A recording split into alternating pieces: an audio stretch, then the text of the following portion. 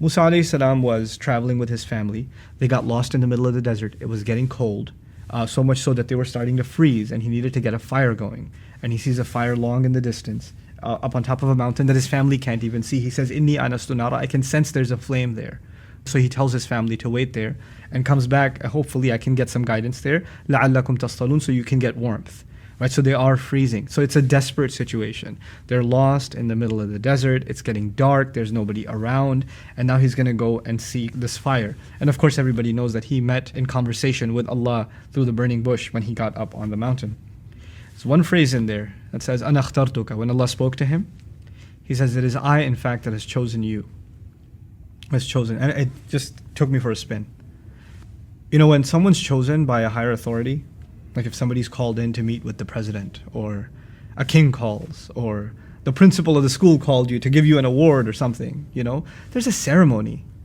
It's bright lights, it's cameras, it's, you know, an audience, and there's a standing ovation, and then somebody is chosen or inaugurated, you know, like there's this anticipation that you're about to be given a special honor. And one of the most incredible honors ever given in human history is Allah speaking directly to a human being, telling him, I, in fact, am the one that has chosen you. This is the occasion. جِئْتَ عَلَى قَدَرٍ يَا مُوسَى. You have come right on time for the ceremony.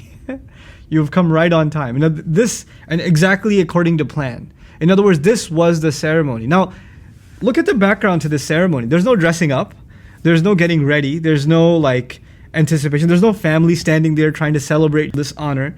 The situation is things are dark, desperate, you're lost in the middle of a desert, there's not even a road, you maybe find a fire, you're on the verge of death, not just you, your entire family, and yet the greatest honor and the greatest blessing has been bestowed upon you moments after one of the worst, most difficult moments and darkest moments in your life. That's what happened with Musa alayhi salam. What we're being taught is Allah has His way of bestowing blessings. And we may not see. Moments ago, like just moments ago, Musa alayhi salam could not have imagined that this is the greatest day of his life. He couldn't imagine that. He would be imagining this is one of the worst days of my life. This is one of the most difficult things I've had to do. Because, you know, being worried about yourself is hard enough. He's actually worried about his entire family too. And it's in the middle of the dark. Some of the worst animals come out in the desert. And he's left them behind. And it's getting colder and colder. And even if he's going up the mountain, it's not like there's a fire down there, so he's got to come down and find his way back to find them somehow. It's not like there's a road that he can take back. You could easily get lost, you know. And it's not like there's a paved road going up the mountain, so, you know, once you go up, did I come back down this way or that way? These thoughts are running through his mind, and yet, in the middle of all of that distress and all of that hopelessness, what he's given is the greatest words of hope. I, in fact, am the one that has chosen you. وَأَنَا اخْتَرْتُكَ فَاسْتَمِعْ لِمَا يُوحَى. Listen to what's been revealed. In it, there's an incredible inspiration for all believers that Allah is never far away.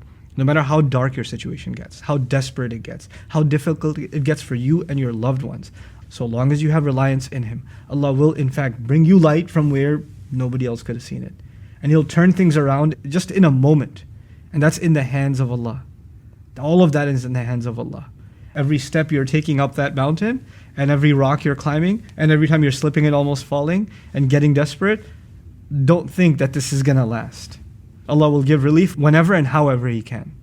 And it's not going to come in the way that we anticipated.